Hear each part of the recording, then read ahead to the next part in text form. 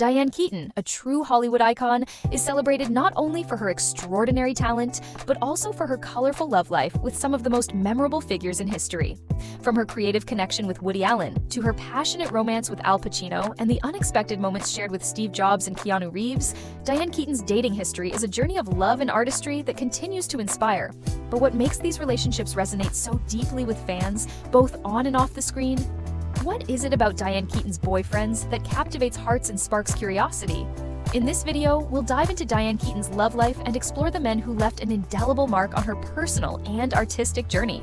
Before we dive in, don't forget to hit like, subscribe, and turn on the notification bell so you never miss another fascinating story from our channel. Now, let's step into the enchanting world of Diane Keaton's personal life and relationships.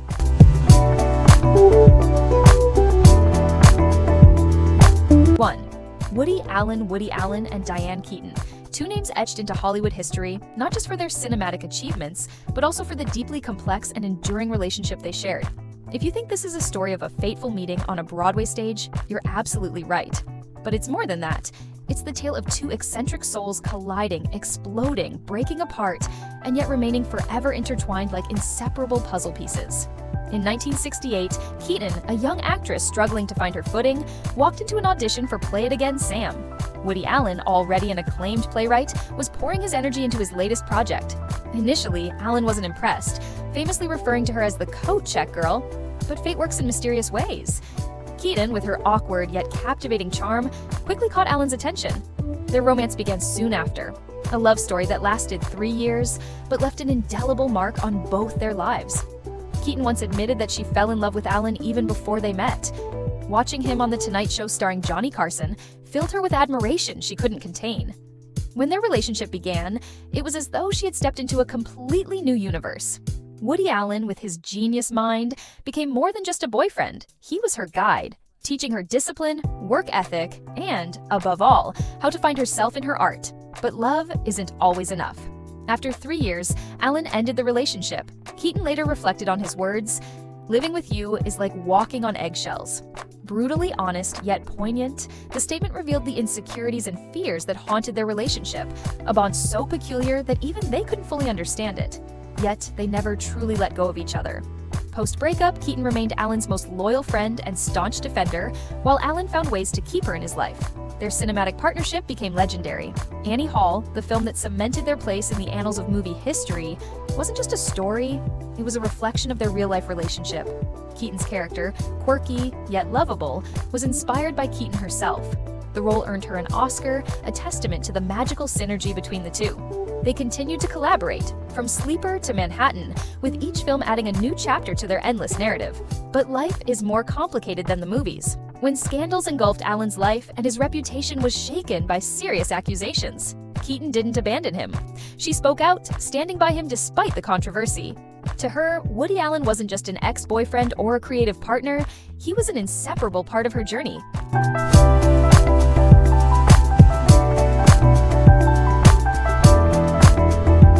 2. Al Pacino.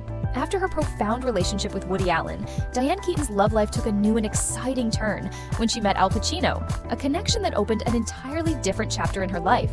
Diane Keaton and Al Pacino first crossed paths on the set of The Godfather in 1971, a film that would not only skyrocket their careers, but also spark a deeply intense and passionate love affair. What began as a compelling story of the Corleone crime family on screen soon became a real-life love story between Keaton and Pacino. In the film, Keaton played Kay Adams, the girlfriend and eventual wife of Michael Corleone, portrayed by Pacino, a character torn between love for his family and the brutal power of the mafia. It was the stark contrast in their characters that made their on-screen chemistry so magnetic. On screen, Kay represented purity, hope, and the desire to escape the world of crime, while Michael was caught between love for his family and his thirst for power. Their relationship unfolded through moments of tenderness intertwined with pain and betrayal. The scenes, like when Kay waits for Michael at the church or faces the reality that her husband has become a completely different person, left a lasting emotional impact, with Keaton and Pacino infusing their characters with unmatched depth and feeling. These intense emotions on screen quickly spilled into their real lives. Diane Keaton admitted that from the first moment she met Pacino on set, she was captivated by his deep eyes and mysterious aura. "There's something about Al that makes you not want to look away," she once said.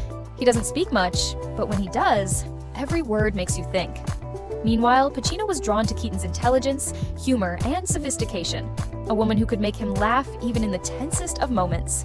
Their relationship blossomed with long conversations after filming, shared strolls through New York, and simple, meaningful evenings together. Pacino, often consumed by his work, found in Keaton a rare sense of peace. Meanwhile, Keaton connected with Pacino's emotional depth, something she felt few could truly understand. However, like Michael and Kay's on-screen relationship, theirs was not without challenges. Pacino, a complex man torn between his desires for freedom and commitment, found it hard to settle into a long-term relationship. Keaton, seeking stability in love, was met with his reluctance to fully commit, and this growing rift eventually became an obstacle they could not overcome. Despite their differences, their love endured through the years. Their on-again, off-again relationship never dimmed the profound bond they shared. Pacino once said that Keaton was the only person who ever truly understood him, and Keaton admitted that she could never find another like him. "Al is not just the man I loved. He's the one who taught me that love doesn't have to be perfect," she said. When The Godfather Part 2 was released in 1974, their relationship was rekindled. But, like their characters, Michael and Kay grew apart. Off-screen, the differences that had always been present became too much to reconcile, leading to their eventual breakup. Yet, their friendship remained intact. Keaton and Pacino continued to work together, and whenever they appeared in public, they showed each other deep respect and admiration. In 2017, during the AFI Awards, Al Pacino stood on stage and called Diane Keaton the love of my life. It wasn't just a grand statement, but a heartfelt acknowledgement from a man who had loved deeply, but couldn't keep the woman he loved. That moment, quiet yet powerful, resonated in the room, as if everyone understood that the love between them would always be a story without an ending. Today, even decades later, the relationship between Diane Keaton and Al Pacino remains an iconic symbol of a complicated yet beautiful love story in Hollywood. For Keaton, it was a love that was perfect in its own way, needing no changes or recreation. And for Pacino, Keaton will forever remain an irreplaceable part of his heart.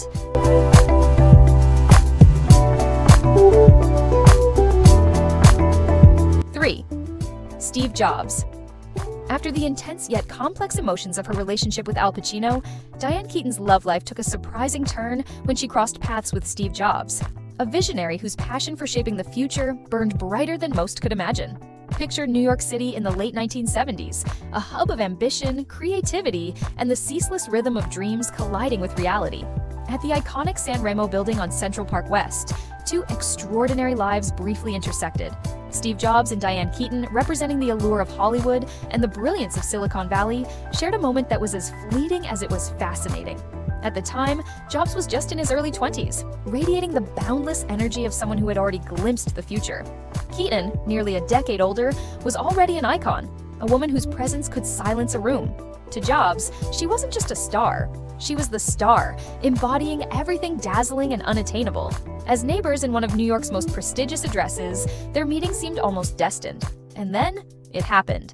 A scene that could have been written for a Hollywood screenplay. Jobs, brimming with unrelenting enthusiasm, seized the chance to engage with Keaton, as if her radiance might somehow complement the brilliance of his ideas.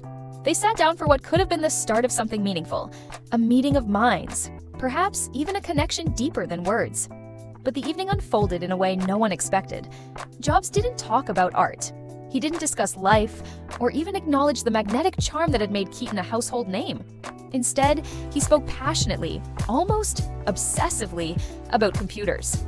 Not the dull, lifeless machines of the time, but as living, breathing ideas, tools that would redefine the world.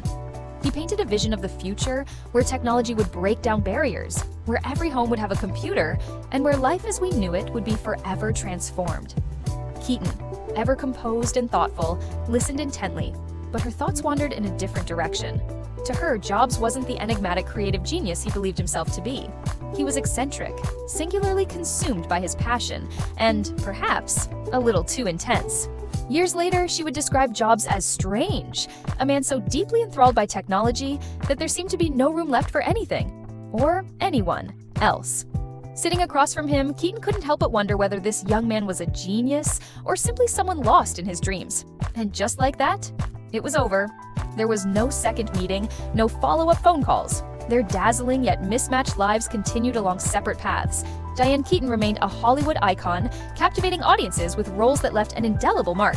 Steve Jobs, as we all know, became the man who reshaped the world, though during their fleeting encounter, Keaton couldn't have imagined the magnitude of his impact.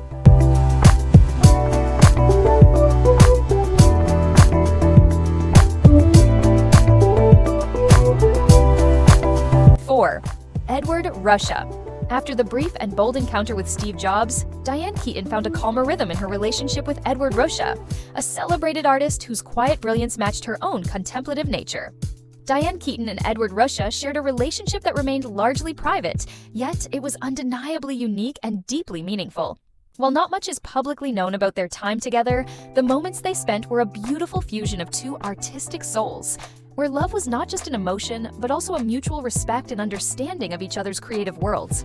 Their paths crossed in a setting where art and inspiration were at the forefront. Their love story seemed to unfold in quiet simplicity, far from the spotlight. Keaton was drawn to Ruscha's intellect and his singular perspective on the world. He wasn't just a talented artist, but also a man who brought her a sense of peace, a stark contrast to the tumultuous relationships that had marked her dating history.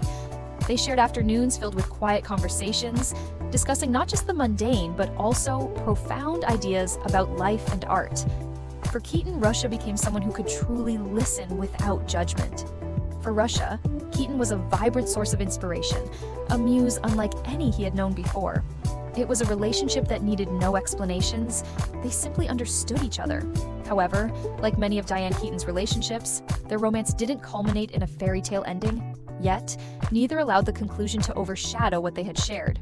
Their time together remains a gentle, beautiful chapter in Diane Keaton's love life, a relationship free from drama, marked by a quiet connection that left an indelible impression on both their hearts.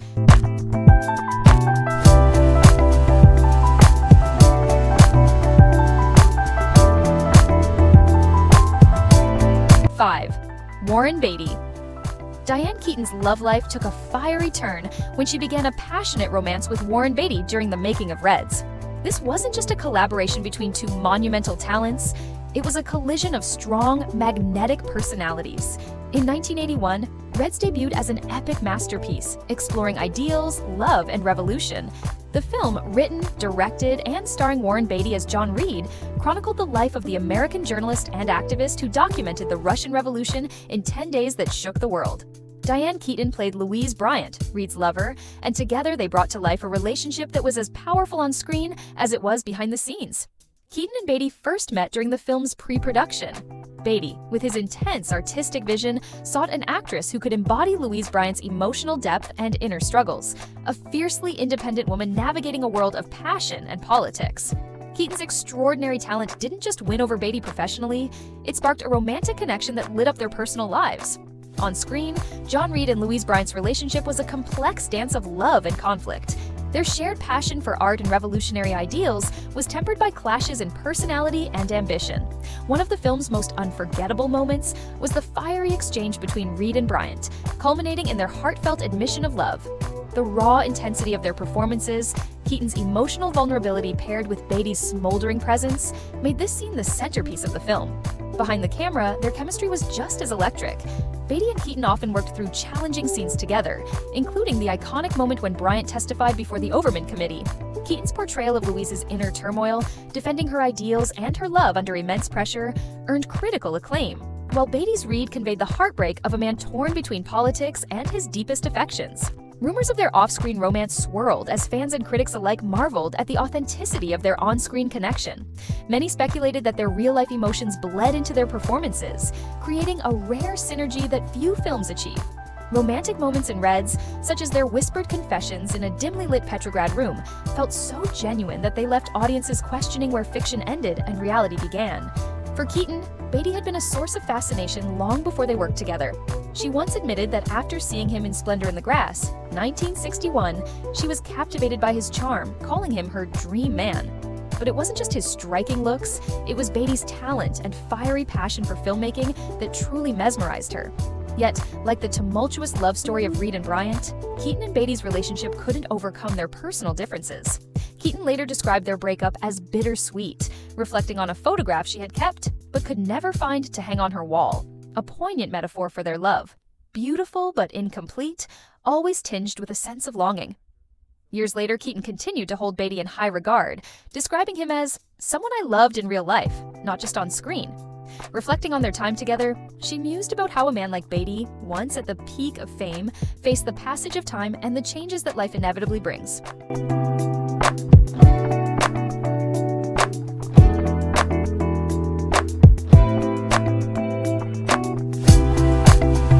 Six, James Foley.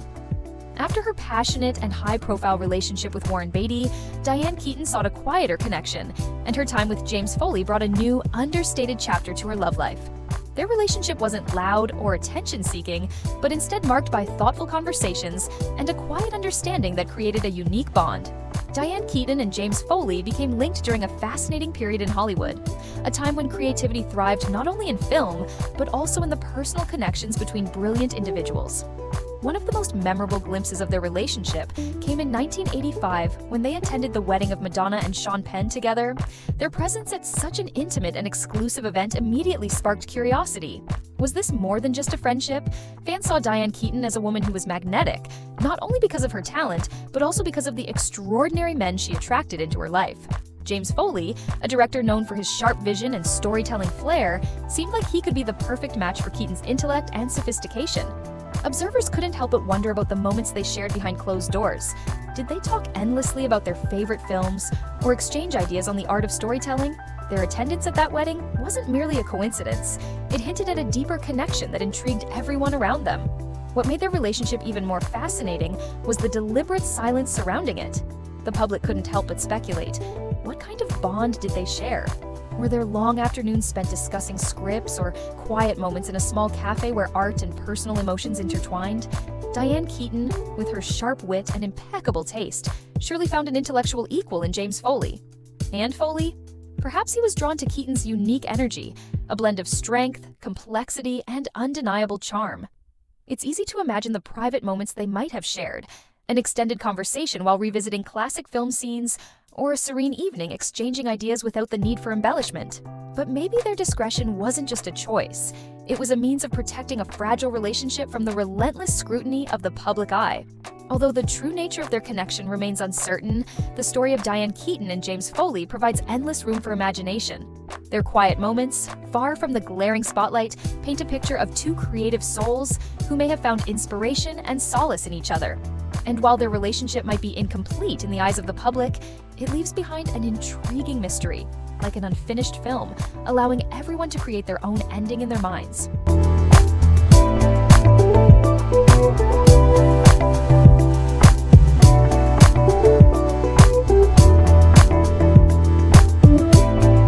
Seven, Keanu Reeves. Diane Keaton's love life took a playful and unexpected twist when rumors swirled about her relationship with Keanu Reeves, a surprising yet delightful pairing. If James Foley symbolized intellectual understanding, Reeves brought a youthful charm and gentle demeanor to Keaton's life. In 2003, the romantic comedy Something's Gotta Give made waves in the genre, delivering a heartfelt and meaningful exploration of love in later life. Yet, beyond the film's glowing reception, it was the off-screen rumors of a romantic connection between Diane Keaton and Keanu Reeves that captured the public's imagination. On screen, Diane Keaton played Erica Berry, a successful yet lonely playwright, while Keanu Reeves portrayed Julian Mercer, a young, passionate doctor. Julian's admiration for Erica wasn't just professional, it was personal, tender, and deeply romantic. From their dinner conversations to the subtle glances of affection, their on-screen chemistry felt so genuine it blurred the line between fiction and reality. One of the film's standout moments was a romantic dinner scene between Erica and Julian. Bathed in the soft glow of candlelight, Julian expressed his admiration for Erica's talent and resilience. Erica, often reserved and distant, began to let her guard down in the face of Julian's sincerity. Their shared smiles and unspoken connection melted audiences' hearts, fueling whispers about whether the sparks extended beyond the screen. What made their pairing even more intriguing was the age difference between Keaton and Reeves. Keaton's confident elegance and maturity contrasted beautifully with Reeves's calm and youthful charm, creating an on-screen dynamic that felt both fresh and memorable. It was a relationship that defied convention, proving that love stories, real or fictional, don't always follow predictable rules. As the film premiered, audiences and critics alike raved about their chemistry. But it wasn't just the movie generating buzz. Rumors of a real-life romance between Keaton and Reeves quickly took center stage. Some reports claimed Reeves had ended his relationship with then-girlfriend Lynn Collins to be closer to Keaton. While neither actor confirmed these rumors, the public couldn't help but wonder. In interviews, Diane Keaton played coy when asked about Reeves. Her lighthearted comments, such as joking on the Oprah Winfrey Show about marrying him, only added fuel to the fire. One particularly cryptic remark, "Keanu has always liked older women," became a subject of endless speculation and discussion. In 2020, when Keaton and Reeves reunited at the Academy Awards to present the Oscar for Best Original Screenplay, fans were thrilled to see them together again. Despite the passage of time, their camaraderie and mutual warmth were undeniable, sparking another wave of nostalgia and speculation about their relationship. Diane Keaton, as always, maintained her characteristic silence about her private life, leaving the rumors and whispers to linger in the air. The story of her rumored connection with Reeves remains an enchanting chapter in her dating history, a testament to how art can blur the lines between reality and fiction. With Something's Gotta Give, Keaton and Reeves didn't just tell a love story on screen, they left audiences wondering whether the most beautiful love stories are those left untold.